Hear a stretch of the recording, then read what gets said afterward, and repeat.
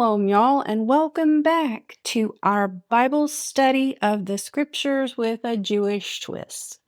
And you all are certainly about this moment wondering what in the world is going on with this.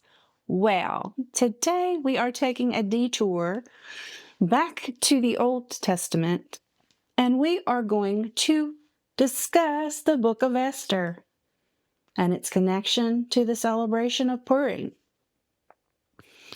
Purim in the Jewish world is a party. It's a celebration. It's full of happiness and joy, costumes, food, and hamantaschen, which, if you keep watching our channel, you might learn how to make.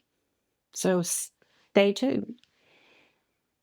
But it's a time to remember that God is always at work, even when we can't see him.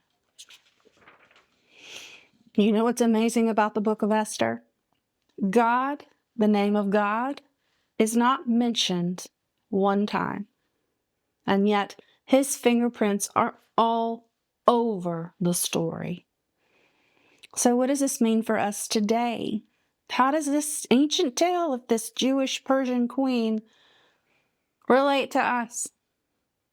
Well, I'll argue that the same themes and the same actions that are happening in the book of Esther are still happening today. We have had a 20th century and a 21st century attempt to annihilate the Jews off the face of the earth. And each time the Jewish people has been saved. And it's always by some type of miraculous occurrence. Okay, so let's break down this story. This is a true biblical drama. It's got political intrigue, conspiracies, and also divine reversals.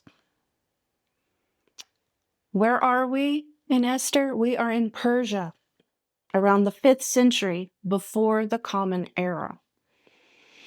The Jewish people are in exile under the rule of King Ahasuerus, who is also known as Xerxes. One day, the king throws a huge party to celebrate all of his accomplishments. And the party probably got a little bit rowdy because he asks for his queen, whose name was Vashti, to come and entertain the guests. But she refused to come. It's not something you do to your king. So, under the advice of his advisors, he banishes Queen Vashti so she can no longer come into his presence. So the king starts looking for a new queen.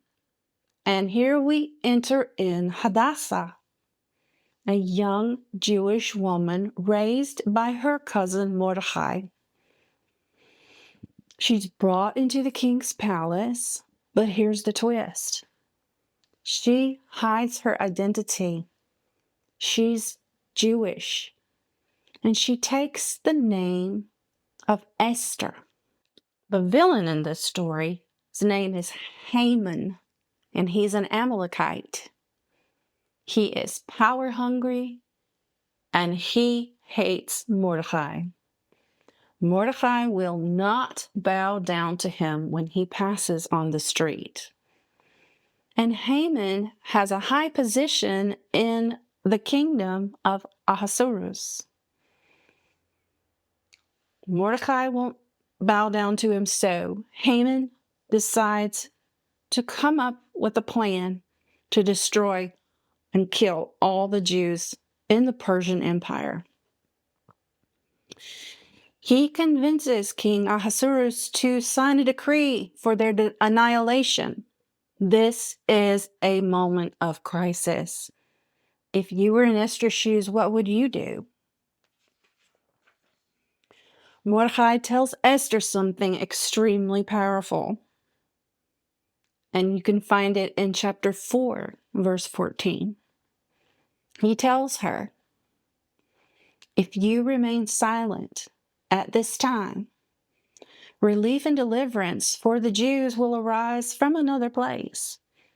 But who knows if you have come to the kingdom for such a time as this?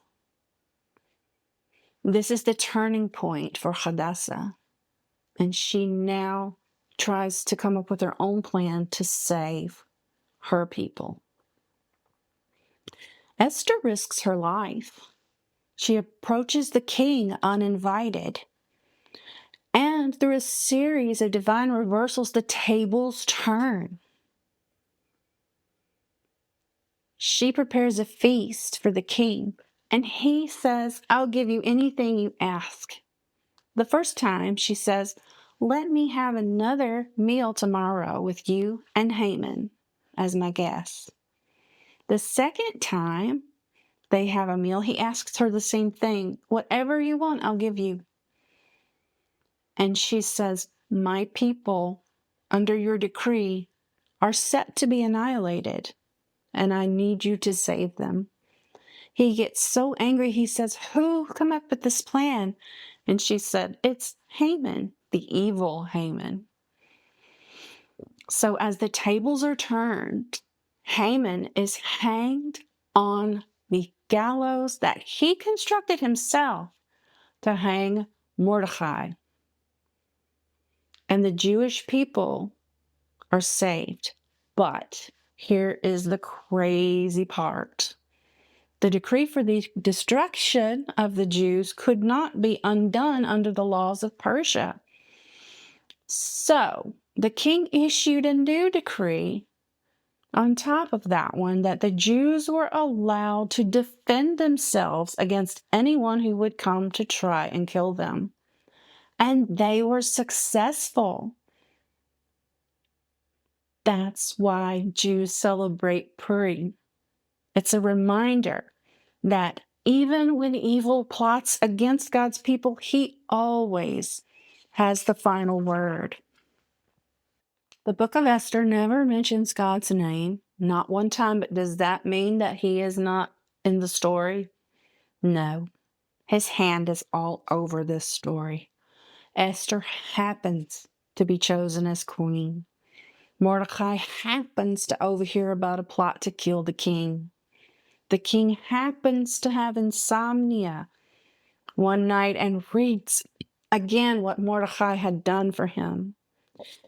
Haman just happens to fall on the couch of Esther at the wrong time. And that's what led to the king deciding he's got to go. Coincidence? I don't think so. This is what we call divine providence, God working behind the scenes, even when we don't see him. Isn't that what it's like in our own lives? Sometimes we wonder where God is. Why can't I hear him? But just like in Esther, he's always there, moving in ways we don't expect. In many ways, Esther's story foreshadows the Messiah, who for a time is hidden away from Israel, but is still at work behind the scenes to bring redemption to his people.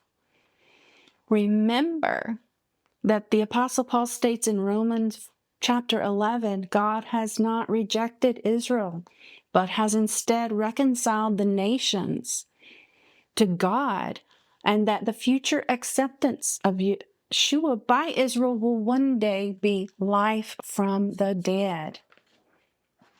One of the biggest lessons from Esther is about identity and being bold. Esther had to make a choice: stay silent and safe, or step forward and risk everything to stand with her people. And we face similar choices. Are we willing to stand up for truth, even when it's unpopular? Are we willing to identify with Yeshua, even when the world wants us to blend in? Are we willing to stand with Israel? Mordecai's word still rings true. Who knows if you were brought into the kingdom for such a time as this? If you're watching this, I believe it's not by accident. God has called you to be a light, to stand for Him, and to trust that He has a place for you and a reason for you. Purim is a story of divine reversal. Haman builds gallows to hang Mordecai, but Haman ends up hanged on them. The decree to destroy the Jews turns into a victory for them. Mourning and fasting for their fate turns into joy and celebration. Does this sound familiar? The cross looked like a defeat for Yeshua, but it became our greatest victory. Satan thought he won, but through Yeshua's resurrection, he crushed sin and death. The same way Purim turns sorrow into joy, Yeshua turns death to life. Purim is a joyful time, and here's how we celebrate. We read the book of Esther, the whole book, to remind us of God's deliverance. And every time Haman's name is mentioned, everybody shouts and boos and makes lots of noise, so his name is blotted out. We give to the poor just because justice and mercy go hand in hand. We feast and rejoice because we serve a God of joy, and we dress up in costumes and we eat good food. A reminder of how things are hidden in this story. Just like how God's plan is sometimes hidden away, but always at work.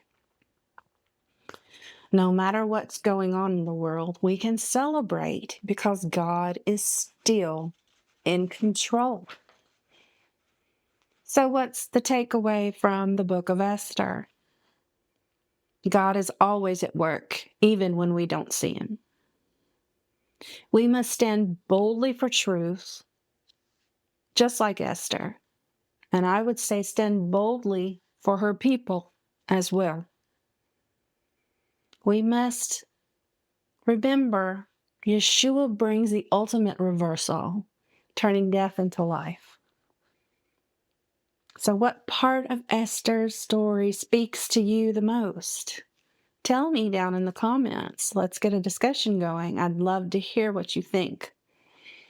And if you're blessed by my message today, don't forget to like it, share it with others, and subscribe to the channel so you won't miss anything I'm telling you, and we can continue to study the truth of Yeshua together. So, Shalom, y'all, and today, Chag Purim Sameach. קומי אורי, כי בא אורך, וכבוד אדוני עלייך זרח.